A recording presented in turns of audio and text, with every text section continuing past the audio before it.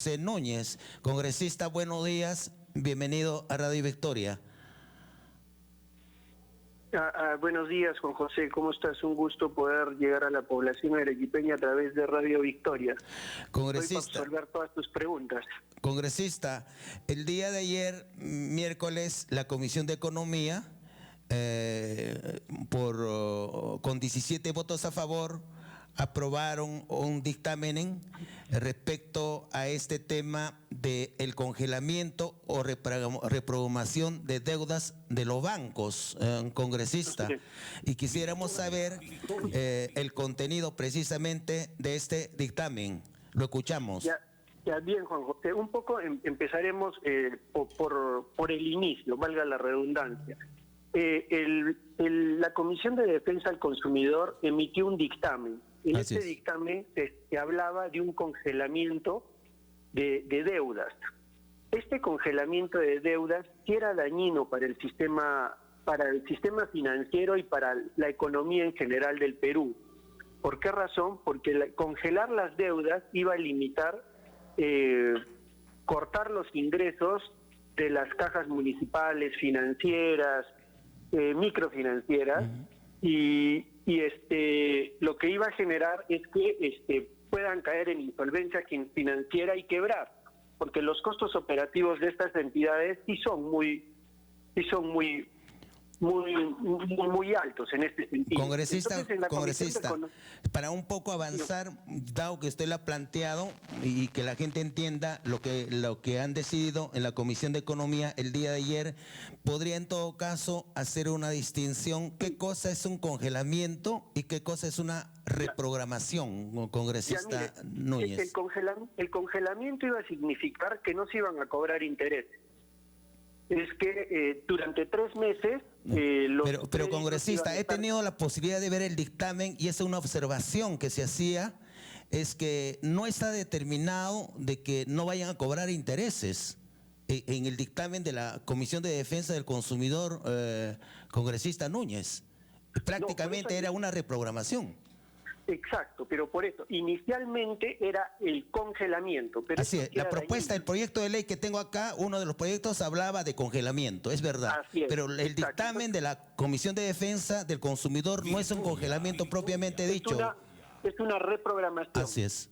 Entonces ya, la reprogramación de intereses lo que implica es que se cambien, se prorroguen los pagos de deuda. Es decir, si la deuda se vencía en diciembre, y se van a reprogramar los pagos, digamos los pagos de junio, julio y agosto, se van a pagar en enero, febrero y marzo. Entonces hay 2 opciones. Durante el mes de junio, julio y agosto, lo que podría optar el cliente es pagar únicamente los intereses generados por esa cuota, que podrían ser, digamos, 20 soles. Entonces, durante el mes de junio, julio y agosto, únicamente va a pagar 20 soles, que son los intereses que genera la cuota, y su crédito se prorroga 3 meses más, manteniendo el cronograma regular. ¿Por qué era importante normarlo? Porque existen entidades financieras que se han aprovechado de esta circunstancia y en lugar de hacer una reprogramación de deuda, lo que han hecho ha sido un refinanciamiento. Un refinanciamiento implica cobro de intereses adicionales, intereses compensatorios, intereses moratorios y además una nueva tasa de interés, lo cual es aprovecharse de las circunstancias y del propio cliente y no es dable ante estas circunstancias. Creo que tenemos que preocuparnos por apoyar tanto al sistema financiero, porque en el sistema financiero están los ahorros de 9 millones de peruanos, como de los prestatarios, ¿no? Entonces, esto es importante recalcar. En el caso de los créditos hipotecarios, existe 2 opciones. Si la persona recién se ha embarcado en un crédito hipotecario, bien sabemos que inicialmente se pagan más intereses que capital.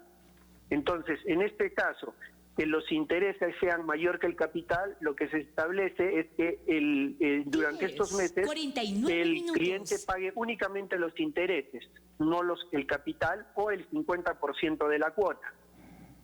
Y la otra opción para el hipotecario es en el caso que en verdad estuviera en los últimos años de su pago de hipoteca, pague únicamente el seguro de desgravamen para de ser si en el caso que a la persona le cayera enfermo y tuviera un desenlace fatal, el seguro de desgravamen pueda honrar la deuda, no generarle problemas a la familia que queda, ¿no? Claro. Congresista, este dictamen prohíbe modificar el monto nominal adeudado tras la reprogramación de la deuda, ¿correcto?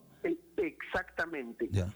Es mantener, mire, hay una de las cosas que se ha criticado siempre al Congreso y en verdad con justa razón. Nosotros tenemos que defender los contratos. No podemos legislar para desconocer contratos y apoyar a una parte y atacar a otra.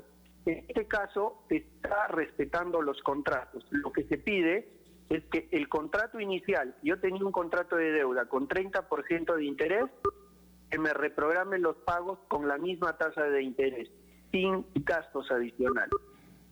Correcto. Congresista, el dictamen que tengo aquí, una copia que es de 93 páginas y el texto propiamente dicho está en las últimas 4 páginas, habla de que quienes podrían acogerse a esta disposición son personas naturales y personas jurídicas. Explíquenos un poco de qué se trata. Ya.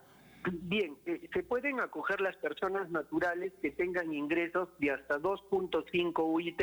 Ya. Esto es aproximadamente personas que tengan una remuneración de 11.000 soles, como un tope. Claro. Ya se aplica para todos los tipos de créditos. De la misma manera, se les ha ampliado la posibilidad a las empresas jurídicas que tengan un tope de facturación de aproximadamente 30.000 soles mensuales. Pero esta a la vez esto es excluyente, porque se excluye a todas las empresas que se hayan podido acoger a Reactiva Perú. Claro. Y en la realidad, o sea, aquellas que han recibido un préstamo de Reactiva Perú, estos no les alcanza esta ley, congresista. Sí, no les alcanzaría, pero lo otro es que en realidad ya no les alcanzaría la ley, porque en la realidad el 100% de empresas formales se han acogido a Reactiva Perú y lo primero que han hecho con el crédito de Reactiva ha sido pagar sus deudas con el banco, porque es mejor tener una deuda a un 1% y cancelar deudas al 15 o al 20% que sostenías en el sistema financiero, ¿no? Entonces, lo que en primera oportunidad lo dijo la Asociación de Bancos, que se les estaba abriendo la posibilidad a las empresas para que se aprovechen de esta circunstancia y puedan afectar al sistema financiero, no es cierto, porque no se va a dar esa posibilidad. Y lo que se ha dicho la Superintendencia de Banca y Seguro, la única observación que ha hecho sobre esta norma, sobre esta ley que se pretende aprobar, es que una ley no puede ser discriminatoria. Y en eso sí coincido con la Superintendencia de Banca y Seguro, porque nosotros en este predictamen estamos excluyendo a las cajas financieras, microfinancieras, cooperativas de ahorro y crédito, cajas rurales. Entonces, pero dado el contexto en el que está redactada esta norma, aún si se ampliara para las financieras y las cajas, ya no generaría un perjuicio financiero a nivel nacional, porque como te dije, no hablamos de congelamiento, sino solamente de reprogramación. No vas a cortar en ningún momento los ingresos por conceptos de intereses que perciben las cajas ni las financieras. Entonces, no se generaría mayor daño. En realidad, entonces, para que quede claro, congresista José Núñez, la reprogramación alcanza solamente para los deudores de los bancos y no para las cajas y tampoco para las microfinancieras, ¿correcto? Exactamente, pero en la realidad también hay que tener en cuenta que existen muchas cajas que sí están reprogramando sus deudas en este mismo contexto que se va a aprobar la ley. Claro. Y lo cual felicitamos y aplaudimos la responsabilidad social de esas cajas y esas financieras que están obrando con solidaridad con el pueblo peruano. Correcto. Pero ¿qué cosa sucede, congresista, con aquellos ciudadanos deudores y que tienen compromisos con los bancos a quienes ya las entidades bancarias de manera unilateral ya les han reprogramado la deuda? Y como usted señalaba hace algunos instantes, a otros no solamente los han reprogramado, sino que han refinanciado su deuda de manera abusiva, incrementando el porcentaje del interés. Por ejemplo, en el caso del Banco Pichincha, usted conoce perfectamente ese caso, del 32% al 70%, congresista Núñez. Exactamente, ese es uno de los casos que se han dado, pero esto se va a regularizar porque se le está facultando a la superintendencia para que pueda normar y regular a cada una de las entidades financieras en el sentido de esta ley.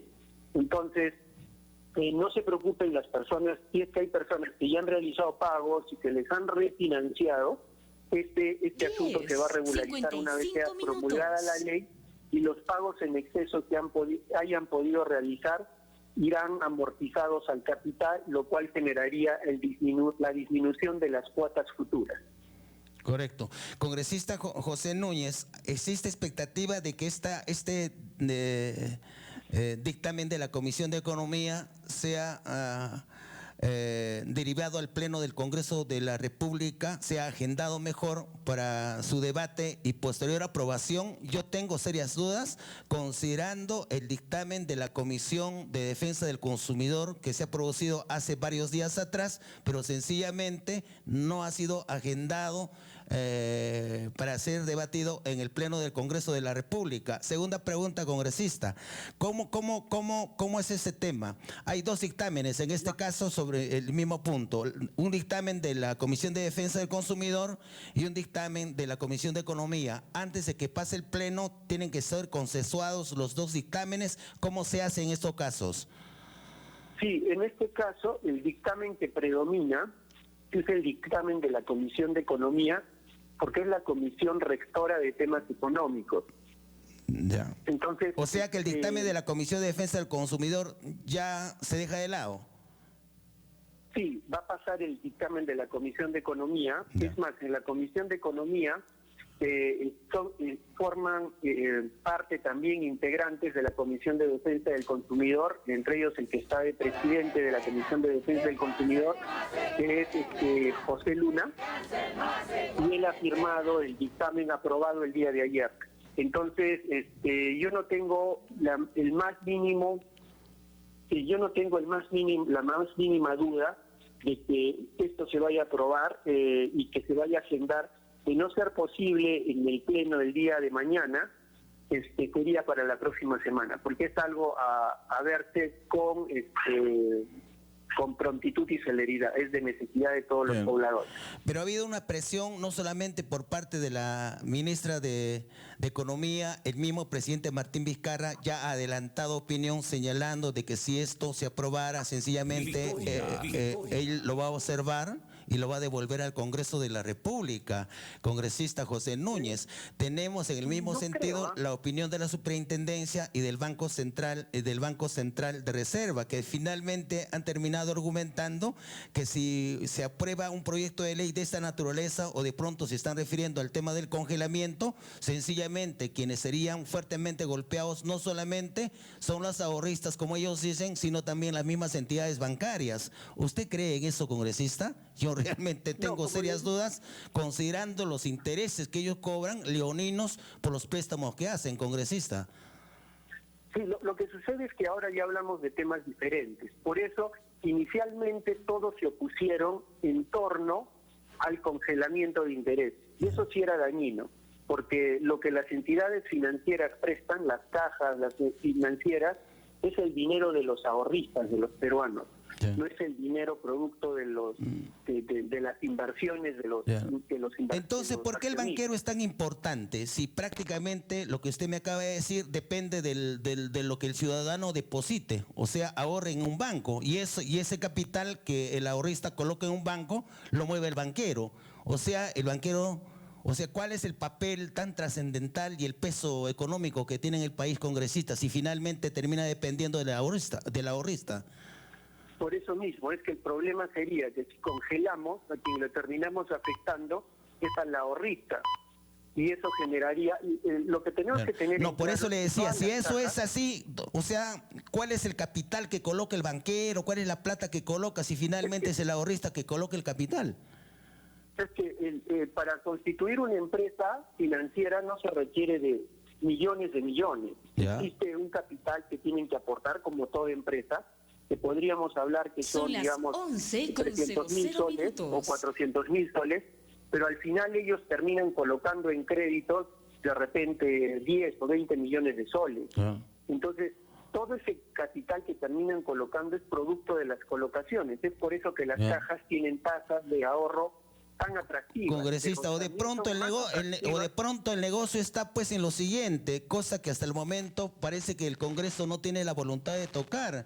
Cuando, por ejemplo, en el caso del Banco Central, Banco de Crédito del Perú, cuando un ahorrista deposita 2.000 soles al año de ganancia de interés le están dando 4 soles, pero cuando un ciudadano se presta esa misma cantidad, 2.000 soles del Banco de Crédito, el Banco de Crédito le está cobrando al año 928 soles por año, congresista.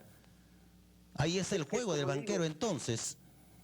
Pero es que es como todo negocio, y si se dan cuenta, el banco también... Pero ¿no le parece que los intereses son leoninos? El Banco de Crédito 94.6%, el Banco Continental 47.7%, Scotiabank 44.6%, Interbank 52.9%, y comparados, lo dice el mismo Banco Mundial, los bancos que tenemos en el país con relación a Latinoamérica, los peruanos son los más usureros. Sí, eso es verdad, pero yo le digo, miren, los bancos, las tasas de interés no son tan altas. Las tasas de interés en promedio que cobran los bancos están alrededor del 25%. El problema son con las financieras. Las financieras, ¿qué existe financieras? Por ejemplo, hay un banco en especial que es el Banco Ripley, llega a tener en tarjeta de crédito hasta el 120%, lo cual es un exceso. Y eso sí debería regularse y normarse. No debería permitirse que existan tasas de interés tan elevadas, porque eso va en contra de la economía del propio peruano. Y quienes acuden a estos financiamientos son generalmente las personas que tienen menos recursos. Entonces, estamos hablando de hacerla una persona que no se encuentre en el nivel de pobreza, con esas tasas de interés la ponemos en el nivel de pobreza. Entonces, eso sí debería regular. Entonces, por eso les decía, el costo de operaciones de las cajas y financieras es mucho más elevado. La gran mayoría pagan alquileres. Hay alquileres de 7.000, 8.000, 10.000 dólares al mes. Tienen una planilla bastante grande de personal. La colocación que ellos realizan no es como la de un banco, que el banco va al banco, el cliente va al banco, lo busca y solicita el crédito. En el caso de las financieras y las cajas, ellos salen en búsqueda de los clientes, y el grueso de los clientes que captan son clientes a los que se les presta 1.000 soles, 500, 2.000. Entonces la cantidad de personal que cuentan para poder ser eficientes es mayor, porque mientras un banco puede colocar en una sola persona de repente un crédito de 30.000 soles, la caja o la financiera tiene que recurrir a 30 personas. Y cada una de esas personas implica un tiempo. Y no es el primer día que lo ve que la persona firma. Porque de la misma manera, lo que suele suceder es con los analistas financieros, se quedan esperando, conversando con el cliente para ver el flujo de clientes que tienen y ver su volumen de ventas diaria. Entonces hacen un análisis real del negocio para ver si esta persona estaría en condiciones de pagarles 1.000 o 500 soles. Entonces, el grueso de las financieras y de las cajas sí son las tasas de interés, y eso es lo que los hace costosas, digamos, y es por eso que se hablaba de una quiebra de estas empresas, no de los bancos. Los bancos son bastante sólidos y no les generaría ningún daño en el caso de congelamiento. Pero en el caso actual, que hablamos de reprogramación, no se daña en absoluto el sistema, están respetando los contratos y se le está dando facilidades a las personas para que puedan sobrevivir sin premuras económicas en esta coyuntura. Correcto, congresista. No creo que se vaya a observar, y como le digo, la SBS ya hizo su pronunciamiento y lo único que ha observado a esto es que es discriminatorio, porque dice que por qué solo se considera a los bancos, debió de haberse también dado la facilidad a las cajas. Y en ese tema yo coincido. Correcto, congresista. Muchas gracias. Respecto a la tasa de interés, la misma Defensoría del Pueblo, para que vea usted, que quien habla no exagera. En un pronunciamiento de hace algunos días atrás dice que estos créditos es una de las más altas de la región, llegando a un promedio anual del 101.7% según la información de la Superintendencia de Banca y Seguros. En países modelos económicos similares al nuestro como Colombia, Chile, las tasas máximas de interés oscilan entre el 27 y 33%, congresista José Núñez. Muchas gracias. Estoy de acuerdo con usted, y justo el Congreso está trabajando. Y eso tiene que acabar, congresista. Que va a regular que va a poner tope a las tasas de interés como en Chile y en Colombia, para evitar que se sigan cometiendo esos abusos con usted. Muchas gracias, congresista.